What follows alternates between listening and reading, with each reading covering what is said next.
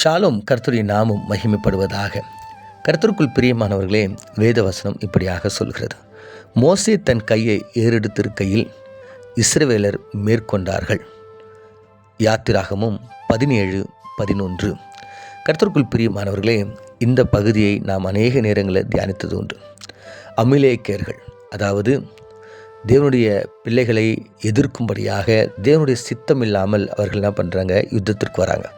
அதனால் ஆண்டவர் சொல்லுகிறார், அமிலேக்கரை வானத்தின் கீழெங்கும் இராதபடிக்கு நான் நாசம் பண்ணுவேன் என்று 14வது வசனத்தில் சொல்கிறார். அப்போ தேவனுடைய பிள்ளைகள் ஆல்ரெடி இந்த 17வது அதிகாரத்தில் தண்ணி இல்லாமல் மோசையிடம் சண்டை போட்டு முறுமுறுக்கிறாங்க. அதனுடைய விளைவாக பேசு என்றால் மோசை அடிக்கின்ற ஒரு காரியத்தை நம்ம பார்க்குறோம். இந்த இடத்துல ஒரு பெரிய கஷ்டமான காரியங்கள் நடக்கிறத நம்ம பார்க்க முடியும்.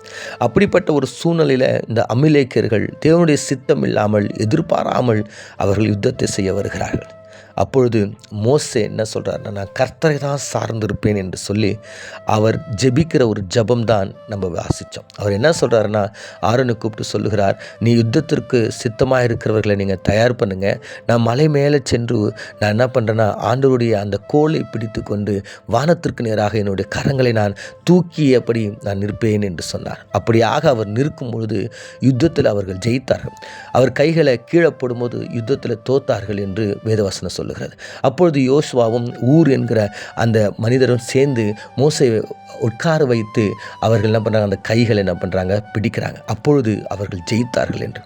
ஏன் மோசே கைகளை உயர்த்தணும், ஏன் அதை தூக்கி பிடிக்கணும்னா அதில் ஒரு ரகசியம் இருக்குது. பிரியமானவர்களே, இந்த கைகளை நம்ம உயர்த்துறது எதை காமிக்கிறதுனா, நான் ஆண்டவரை டிபெண்ட் பண்ணியிருக்கிறேன், ஆண்டவரை சார்ந்து இருக்கிறேன் என்று காண்பிக்கிறது. என்னுடைய பலத்தை அல்ல, என்னுடைய ஞானத்தை அல்ல, என்னுடைய அறிவை அல்ல, என்னுடைய எதையுமே இல்லை, உண்மை சார்ந்திருக்கிறேன்.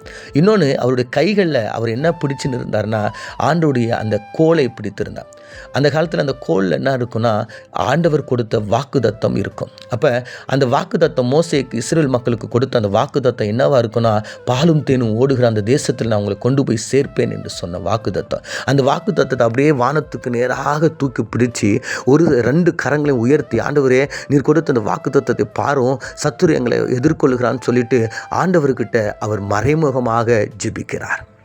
அப்பொழுது ஆண்டவர் பதில் தந்து அந்த யுத்தத்தில் ஜெயத்தை தருகிறார். பிரியமானவர்களே, நமக்கு வருகின்ற எல்லா போராட்டத்திலும் கைகளை உயர்த்தி ஆண்டவருடைய சமூகத்துக்கு நேராக ஆண்டவர் கொடுத்த வாக்கு தத்தங்களை நினைவு கூர்ந்து நம்ம ஜெபிக்கும் பொழுது நம்முடைய சத்துருக்களை நாம் ஜெயிக்க முடியும். கண்களை மூடி நாம் ஜெபிப்போம். எங்களை அதிகமாக நேசிக்கிறீங்க நல்ல தகப்பனே.